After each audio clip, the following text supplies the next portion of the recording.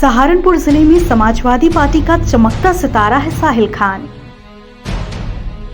पूर्व राज्य मंत्री शगुफ्ता खान और पूर्व चेयरमैन खालिद खान के पुत्र हैं साहिल। नकुड़ क्षेत्र में जनसेवा के लिए दिन रात एक किए हैं साहिल खान। सपा सुप्रीमो अखिलेश यादव को यूपी का अगला सीएम बनाने में झोंकी ताकत। सहारनपुर में समाज के हर वर्ग और समुदाय के चहेते हैं साहिल खान। विदेश में करोड़ों का पैकेज छोड़कर जनसेवा के लिए लौटे अपने वतन। अब सिर्फ जनसेवा ही है उद्देश्य, समाज की मदद को आधी रात रहते हाजिर।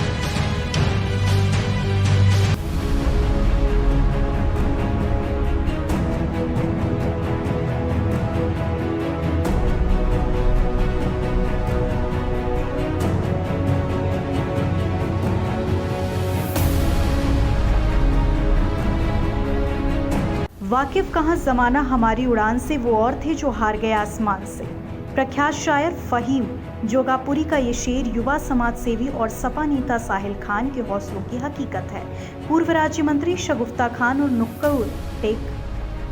और नकुड़ के पूर्व नगर पालिका अध्यक्ष खालिद खान के सुपुत्र साहिल खान कोरोना काल में अपना सब कुछ दांव पर लगाकर जनसेवा में जुटे हैं।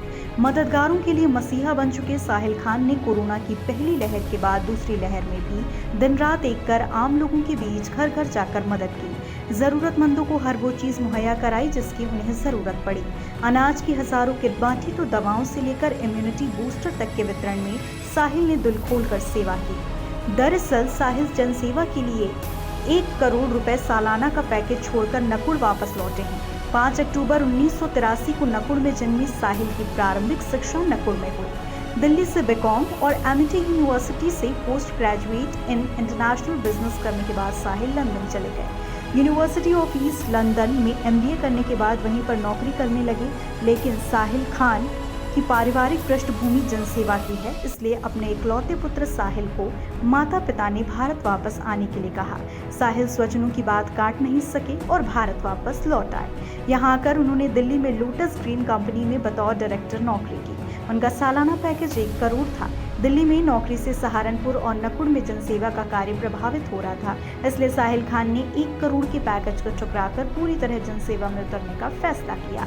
अब साहिल सहारनपुर जिले में समाजवादी पार्टी का चमकता हुआ चेहरा है, जिसे हर वर्ग और समाज का समर्थन प्राप्त है। नकुड़ विधानसभा में साहिल खान का बड़ा जनाधार है। वो दिन रात एक कर समाजवादी पार्टी की नीतियों को जन जन तक पहुंचाने में लगे हैं। साहिल कहते हैं कि वो लोग आगामी विधानसभा चुनाव से अखिलेश भैया को यूपी का मुख्यमंत्री बनाएंगे। इसके लिए घर घर जाकर संपर्क किया जा रहा है। समाजवादी पार्टी अगली सरकार बनाएगी और अखिलेश भैया अगले सीएम बनेंगे। सभी साथियों को मेरा आदाब। मेरा नाम साहिल खान है और मैं सहारनपुर ज़िले से आता हूँ।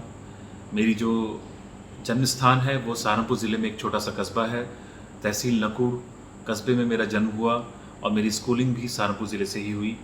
स्कूलिंग के बाद मैं दिल्ली चला गया। दिल्ली से मैंने दिल्ली यूनिवर्सिटी से जाकिर हुसैन कॉलेज से मैंने अपना बीकॉम किया। बीकॉम के बाद मैंने एमिटी यूनिवर्सिटी से अपना post graduate diploma in international business किया।